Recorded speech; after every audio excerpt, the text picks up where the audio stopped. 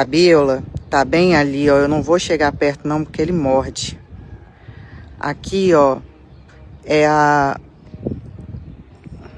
o Morro da Moacir Fraga. Essa aqui é a rua Jundiaí.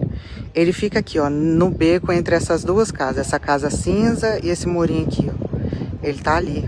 Foi ali mesmo, nessa calçada, que ele matou um filhote, que eu vou te mandar um outro vídeo aí, de um gato e de um cachorro.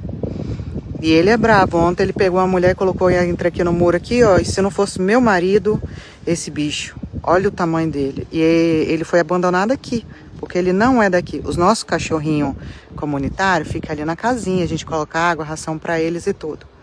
Esse daqui nem chega lá, ó.